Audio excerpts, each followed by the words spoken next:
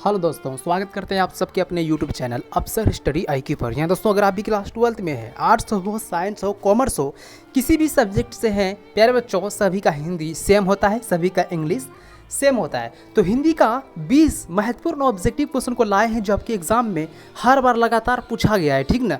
तो अगर आप 20 में से लमसम 15 या 10 का सही कर लेते हैं, समझ लीजिए आपकी तैयारी बहुत अच्छी है, ठीक ना। चलिए शुरू करते हैं, देखते हैं आप लोग जो है कितना जो है 20 में से सही कर पाते हैं। हमें कमेंट में बताइएगा और चैनल पर नए हैं चैनल को सब्सक्राइब कर लीजिए, वीडियो को लाइक कर दीजिए ताकि हम जो है ना आपसे फिर मिल सके, ठीक ना। पहला प्रश्न, बालकृष्ण भट्ट की रचना बातचीत क्या है? बालकृष्ण भट्ट की रचना बातचीत क्या है? एकांकी है, कहानी है, यथा स्मरण या फिर ललित निबंध है? प्यारे बच्चों, बालकृष्ण भट्ट की रचना बातचीत क्या है? तो ललित निबंध है। ऑप्शन इसका क्या हो जाएंगे? तो डी बिल्कुल आप लोग का राइट आंसर हो जाएंगे, ठीक ना। चलिए अगला प्रश्न, दोनों प्रश्न कह रहा है प्यारे बच्चों, बालकृष्ण भट्ट किस युग के निबंधकार थे? बालकृष्ण भट्ट जो थे वो किस युग के निबंधकार थे? प्रसाद युग के, भारतेंदु युग के, द्विवेदी युग के या फिर स्वतंत्रोत्तर युग के? प्यारे बच्चों याद रखिएगा, बालकृष्ण भट्ट जो थे वो किस युग के निबंधकार थे? तो कहिएगा भारतेंदु युग के निबंधकार थे। ऑप्शन यहाँ पर क्या हो जाएंगे? बी बिल्कुल आप लोग का राइट आंसर हो जाएंगे। अगला प्रश्न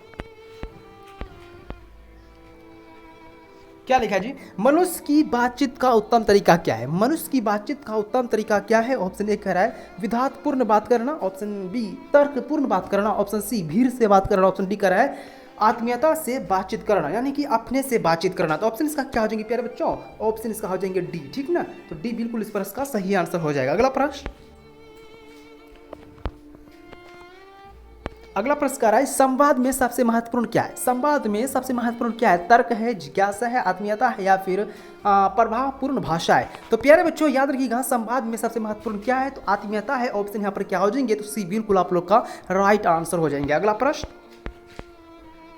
बालकृष्ण भट्ट जी का जन्म हुआ था, यानी कि बालकृष्ण भट्ट जी का जन्म जो है कब हुआ था? 23 जून 1844, 23 जून 1884 या फिर 20 जुलाई 1992 या फिर 18 दिसंबर 1834? तो याद रखिएगा मेरे भाई, बालकृष्ण भट्ट जी का जन्म हुआ था 23 जून 1844 ईस्वी को। ऑप्शन यहाँ पर क्या हो जाएंगे? बी बिल्कुल आप लोग का राइट आंसर हो जाएंगे, ठीक है। चलिए अगला प्रश्न क्या कर रहा है? स्वयंगीता स्वयंवर रचना है। स्वयंगीता स्वयंवर रचना है, किसकी रचना है? बालकृष्ण भट्ट की या फिर प्रताप नारायण श्री मिश्र की, श्रीनिवास दास की या फिर मैथिली शरण गुप्त की? प्यारे बच्चों, स्वयंगीता स्वयंवर किसकी रचना है? तो कहिएगा सर स्वयंगीता स्वयंवर जो है श्रीनिवास दास की रचना है। ऑप्शन यहाँ पर क्या हो जाएंगे?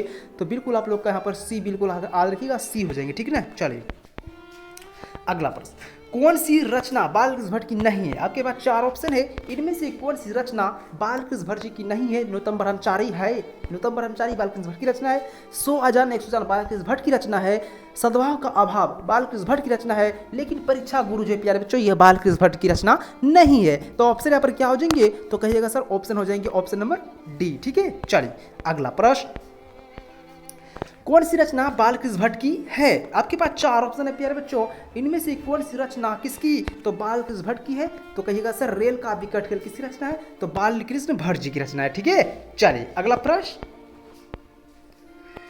बालकृष्ण भट्ट ने कौन सा मासिक पत्र निकाला था? प्यारे बच्चों जल्दी से आप लोग आंसर कीजिएगा कमेंट में, ठीक ना। बालकृष्ण भट्ट कौन सा मासिक पत्र निकाले थे? प्रताप, कुमार, वीर, हिंदी प्रदीप या फिर ज्योतिषान्ना? तो प्यारे बच्चों याद रखिएगा, बालकृष्ण भट्ट ने हिंदी प्रदीप नाम मासिक पत्र निकाला था। और कब निकाला था? अगर जानते हैं तो कमेंट में लिखिए, नहीं तो हम बता देते हैं कब निकाला था। तो कहिएगा सर 1877 ईस्वी को, ठीक ना। 1877 ईस्वी को बालकृष्ण भट्ट ने हिंदी प्रदीप नाम मासिक पत्र निकाला था, ठीक है। अगला प्रश्न, बातचीत किस विधा की रचना है? प्यारे बच्चों काफी अच्छा प्रश्न है, जैसे क्वेश्चन इसके एग्जाम में पूछा गया, ठीक ना। बताइएगा बातचीत किस विधा की रचना है? आलोचना है, गीत है, शोध है या फिर निबंध है? तो कहिएगा सर बालकृष्ण भट्ट की रचना बातचीत जो है वो एक प्रकार क्या है? तो निबंध है। ऑप्शन डी बिल्कुल आप लोग का राइट आंसर हो जाएंगे। अगला प्रश्न, रोबिन क्रूसो ने 16 वर्ष के उपरांत किसके मुंह से एक बात सुनी थी? प्यारे बच्चों किसने? रोबिन क्रूसो ने 16 वर्ष के उपरांत किसके मुंह से एक बात सुनी थी? फ्राइडे के, संडे के, एडिसन के या फिर स्टील के? तो कहिएगा सर फ्राइडे के। ऑप्शन यहाँ पर क्या हो जाएंगे मेरे भाई? ऑप्शन इसका ए बिल्कुल आप लोग का सही आंसर हो जाएंगे। अगला प्रश्न, बातचीत शीर्षक निबंध के निबंधकार कौन है? यानी कि प्यारे बच्चों पूछा जा रहा है बातचीत शीर्षक क्या है? तो कहिएगा सर निबंध है। और इसके निबंधकार कौन है, लेखक कौन है? जयप्रकाश नारायण है, मोहन राकेश है, नामवर सिंह है या फिर बालकृष्ण भट्ट है? तो कहिएगा सर बालकृष्ण भट्ट है। ऑप्शन इसका क्या हो जाएंगे? तो डी बिल्कुल आप लोग का राइट आंसर हो जाएंगे। एक बार आपको बता दें प्यारे बच्चों, जयप्रकाश नारायण ने संपूर्ण क्रांति लिखा है, मोहन राकेश ने सिपाही की मां लिखा है, नामवर सिंह ने क्या लिखा है, तो कहिएगा सर नामवर सिंह ने लिखा है परगीत और समाज। तो इस पर इसका आंसर हो जाएंगे ऑप्शन नंबर डी। ठीक है, चलिए अगला प्रश्न क्या कर रहा है, बातचीत के माध्यम से बालकृष्ण भट्ट क्या बतलाना चाहता है। बातचीत के माध्यम से बालकृष्ण भट्ट क्या बतलाना चाहता है, बातचीत की शैली, भाषण की शैली, संवाद की शैली या फिर इनमें से कोई नहीं। तो कहिएगा सर बातचीत की शैली बतलाना चाहता है, ऑप्शन इसका क्या हो जाएंगे, तो ए बिल्कुल आप लोग का राइट आंसर हो जाएंगे। चलिए अभी तक लाइक नहीं किए फिर बच्चों तो लाइक का बटन दबा दो यार, बताओ किसके लिए मेहनत चल रही है आप लोगों के लिए, तो लाइक का बटन बनता है मेरे लिए, ठीक ना। चलिए अगला प्रश्न, बालकृष्ण भट्ट को किसने अंग्रेजी साहित्य के एडिशन और स्टील की श्रेणी में रखा है। बालकृष्ण भट्ट को किसने अंग्रेजी साहित्य के एडिशन एवं स्टील की श्रेणी में रखा है, किसने, हजारी प्रसाद द्विवेदी ने, नगेंद्र ने, रामचंद्र शुक्ल ने या फिर रामविलास शर्मा ने। तो प्यारे बच्चों क्या हो जाएगी इसका आंसर, रामचंद्र शुक्ल ने। ऑप्शन इसका सी बिल्कुल आप लोग का सही आंसर हो जाएगा। अगला प्रश्न कह रहा है बालकृष्ण भट्ट का निवास स्थान कौन सा है। बालकृष्ण भट्ट का निवास स्थान कौन सा है, लखनऊ उत्तर प्रदेश, इलाहाबाद उत्तर प्रदेश, मथुरा उत्तर प्रदेश या फिर बनारस उत्तर प्रदेश। तो क्या हो जाएंगे, तो कहिएगा सर इलाहाबाद उत्तर प्रदेश में बालकृष्ण भट्ट जी का क्या हुआ था, जन्म हुआ था। ऑप्शन बी वाले बच्चे राइट आंसर हो जाएंगे। ठीक है, चलिए लाइक कर दो यार, हाँ ठीक है। चलिए अगला प्रश्न कह रहा है बालकृष्ण भट्ट ने कौन सा मासिक पत्र निकाला था। यह क्वेश्चन रिपीट हो गया नहीं, तो बालकृष्ण भट्ट ने 1877 ईस्वी में कौन सा पत्र निकाला था, तो कहिएगा सर हिंदी प्रदीप। कौन सा, हिंदी प्रदीप नामक मासिक पत्र। ऑप्शन सी बिल्कुल आप लोग का राइट आंसर हो जाएंगे। ठीक है, चलिए अगला प्रश्न, बालकृष्ण भट्ट ने हिंदी प्रदीप नामक मासिक पत्र कब निकाला था। प्यारे बच्चों ये क्वेश्चन आपके लिए जानते हैं भी आई है, ठीक है, इसे आप लोग क्या कर लीजिएगा, याद रखिएगा। तो बालकृष्ण भट्ट ने हिंदी प्रदीप नामक मासिक पत्र कब निकाला था, तो कहिएगा 1877 ईस्वी को, 1877 ईस्वी को। ऑप्शन इसका ए बिल्कुल आप लोग का राइट आंसर हो जाएंगे। चलिए अगला प्रश्न, कौन सी रचना बालकृष्ण भट्ट द्वारा रचित नहीं है। इनमें से कौन सी रचना बालकृष्ण भट्ट द्वारा रचित नहीं है। पद्मावती है, वनी संहार है, मेघनाथम है, लेकिन जो है प्यारे बच्चों वो जो है मेघदूत, यह बालकृष्ण भट्ट की रचना नहीं है। तो ऑप्शन सी बिल्कुल आप लोग का सही आंसर हो जाएंगे। ठीक है, चलिए अगला प्रश्न,